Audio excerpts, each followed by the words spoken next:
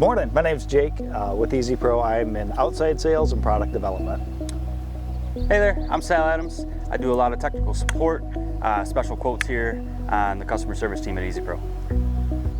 All right, so today what we're going to be talking about is pumps. There's several different kinds of pumps. Mostly there's going to be two main categories. You're going to have your submersible pumps, those pumps that are going to be in the water, and then you're going to have your external pumps out of the water, drawing water up from generally an intake. So I do have a question for you here, Jake. There's submersible pumps like we just mentioned. Yes, sir. There's external pumps like we just mentioned. Tell me why I might choose one or the other. A handful of reasons why. So simplicity of installation, submersible pumps have it by a long shot. Put them in the water, hook your plumbing up, there's nothing to worry about. But you think about it, that's an electric motor in the water. Right. So there can be safety concerns. There can be, eventually anything will fail, and that's a hard environment. So when you're thinking external pumps, installation is more complicated. They pull water in, or they can be gravity fed water, but the plumbing is much more critical. We can't have suction leaks, so it's a more sensitive installation, but your motor's out of the water, there's no electricity in the water, all your components are easy to access, it's a little easier environment, they tend to last a little longer, they can be more efficient. So it's really what fits best for the installer. Both are great options, both last for years and years, but really what's most important to you. Right. Quality pumps, just going to be used in different settings. So quick question, I guess, in regards to those submersible pumps. I get this question a lot from people. Do I just throw it down into the bottom of the pond? What do I do with a submersible pump? Got it. So you can, as long as it's underwater, the pump is going to be happy. There's some other things we can talk about. Where we see pumps the most is probably in skimmers, where you put it in a skimmer and it draws water off the surface into where you can catch like leaves and debris, but it can be on the bottom. Sometimes people put the pump in the bottom of the pond because they want to pull water up from there. That can be done in other ways too, but generally speaking, bottom of the pond or in a skimmer is most commonly where you'll find a submersible pump. Okay. So I guess if it's sitting down there, you're saying, a vault, you're saying a skimmer, how does the water get out? So there's check valves, there's pump outlet assemblies, right? Those are the two main ways to get the water out. How do you choose? Got it. So application. We'll probably mention that a few times as we talk about application. So if I have a waterfall, say it's a home that I'm only at, so many months out of the year, or I don't want a lot of maintenance. If it's only a waterfall, no pond, it's going to be an outlet assembly. We don't need a check valve at that point. We want to unplug the pump. We want to go on vacation, whatever it is we want to do. We want all that water just to gravity drain back into the reservoir, all that plumbing to drain. So there's really virtually there's no worry about maintaining water, any of those things while we're gone, maybe over the winter. So in an application with waterfall only, we call them Adjust-A-Falls, you would do a pump outlet assembly. Okay. In an application with fish or maybe filtration or standing water, like a pond where we're trying to maintain an ecosystem, we would then do a check valve. Because if we do shut the pump off, we want to hold water up into our filter system, into our Aquafalls box where all our bacteria are thriving. Okay. So generally speaking, if we have a pond, we want a check valve. If it's just a waterfall, we want an outlet assembly without a check valve. That makes sense. That makes perfect sense to me. So I heard you mention a lot about, waterfalls or different applications, right? How do I size one of these pumps? Got it. Generally, it's going to be one of two things. It's going to be based on filtration needs. How much water volume do you have and how often do we need to move that water? Okay. If we have fish, it's generally going to be at least once an hour, maybe twice an hour. And then the other thing is going to be, what do we want a waterfall to look like? If we have a big waterfall, we want a really crashing effect, really a lot of noise and dramatic, maybe drowning out road noise or other things.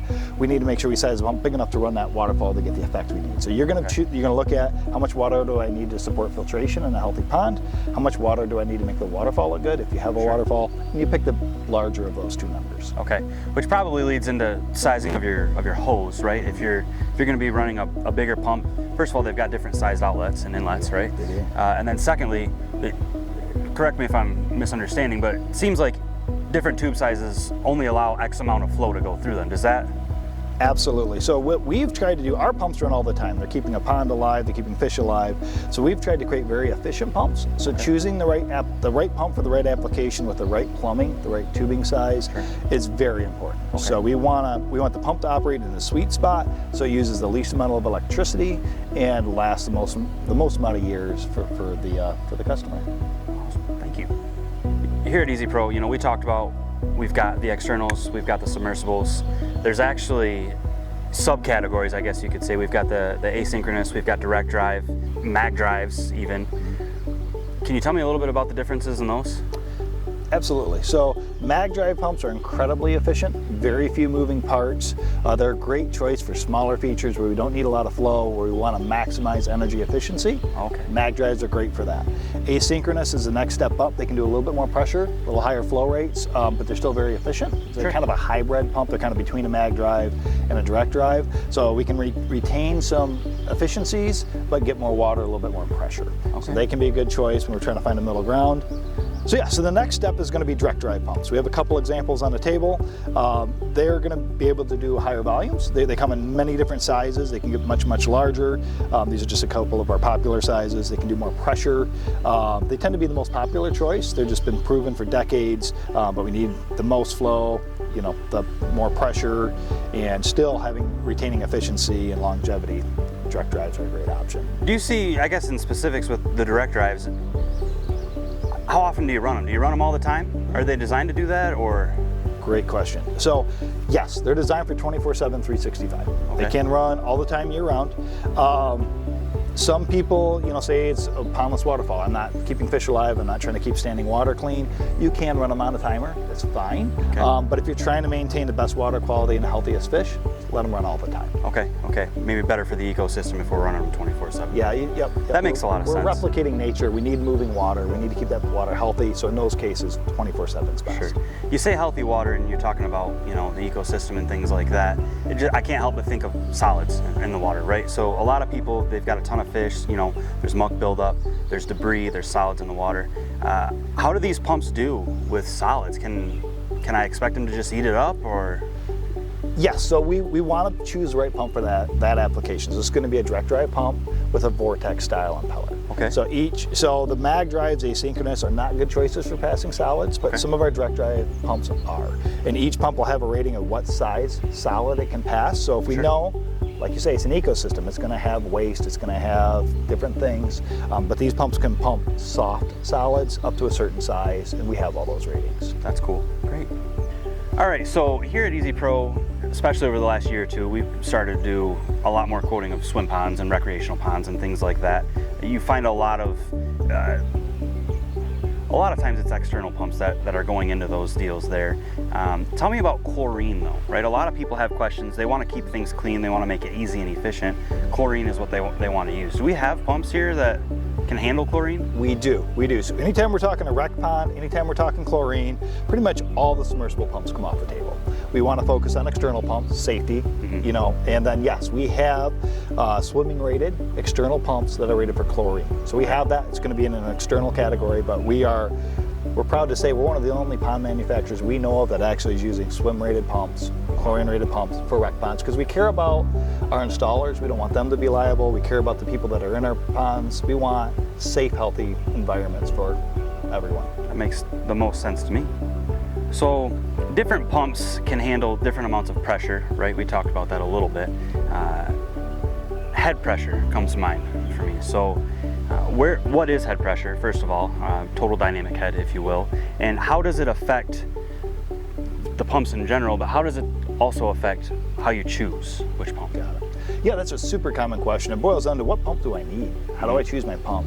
And TDH, like you said, total dynamic head, is a combination of a few things. How high up are we pushing the water?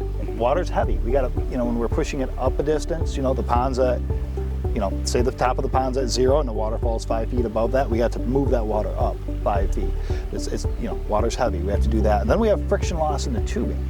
You know, like we talked about, we got the right size tube, but it takes some energy to push the water through the pipe. There's friction loss. So our total dynamic head is a combination of those two things, and also how much water are we moving. So when we talk about what pump do I need, what size do I need, we want to make sure our ultimate goal is we use the right pump with the right size plumbing for your application. We want the pump to run in the sweet spot. Think about, we don't want the pump working super hard. You're in an old stick shift car running third gear down the highway. That car just sounds like it's ready to blow up. It's working too hard. You know, or maybe the other way. We got it in fifth gear and we're lugging and it just doesn't have enough. These pumps have an operating curve and a sweet spot. So we want to figure out what the application is going to be, what that TDH is going to be for the application, and then we want to pick the pump that fits that the best. We want the pump operating in its happy place. Right. And we even offer, you know, on our website and in our catalogs, you know, charts that show at 0 feet ahead, at 5, 10, et cetera, et cetera. And I think that does a really good job for anybody, the consumer, you know, or myself and even you, to kind of explain this is what the performance is going to be for whatever particular pump at these different, you know, total dynamic heads. Yeah, people get intimidated by it. They shouldn't. I mean, we're here to help. You know, we have a staff that knows how to do this, but at the end of the day, it's just a couple of variables to get you into the right piece of equipment. That's great. There's always potentials, right, for issues when you're talking about anything, especially if it's got electric and it gets plugged into something, and especially if it's working and potentially working hard, right? These are designed to work, but let's talk about some potential troubleshooting things that we might have to face. You know, I think of somebody's got a waterfall in their backyard, similar to what we've got back here, and all of a sudden, you know, they look out, man, it's really not doing what it used to do. It kind of feels wimpy. Is there maybe something that I could look to if that's happening? Oh, absolutely. The first thing you want to do is check the pump's impeller. Has maybe debris got pulled up against the screen and the water's being restricted, maybe underneath the pump, maybe a stick, piece of bark. You know, we see I saw ostrich feathers once. We see all kinds of crazy, ostrich feathers. All kinds of crazy things can get stuck in that impeller. Okay. So you want to check the impeller, check your screens, maybe check your skimmer. You want to make sure water's not being impeded. We want to make sure water's getting to the pump freely and there's nothing blocking the pieces of the pump. Okay. In an event where it sounds like my pump is running, it's working, it's not doing anything at all, is that a possibility? Is that something that we run into? And it could happen. You know, it could be just, you know, maybe it's a bunch of sticks really just blocked up, you know, choked off the impeller. Could be generally low water level is something else very common. The pond level drops, and the water coming to the pump is, you know, it just isn't there. That sounds a little different than a hum. Normally it sounds like a sucking or a gurgling kind of thing. But there's a handful of things. It could be a capacitor. You know, these pumps have a start-run capacity. Maybe you had a lightning strike, an energy surge, and the capacitor got zapped. Sure. You know, once again, we have a team that can help you. We can kind of walk through things to check. But yeah, there's some. Generally, is the water level low? Is there debris in the impeller?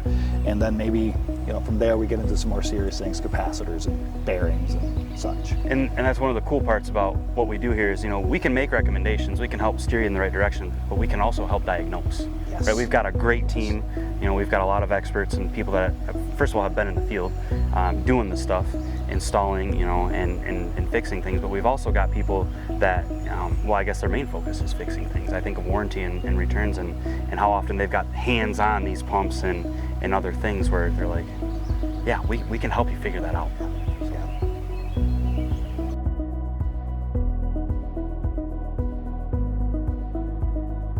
I always have a water bottle in my back pocket, it seems. Could be worse. At least it's not a flask. Yeah, well. Hey there, I'm Jake. Let me start over. I forget who I am. Okay, is it back invisible? It's invisible. All right, cool. Testing, 1, 2, 3, testing. 3, 2, 1, testing. Good quality. We cut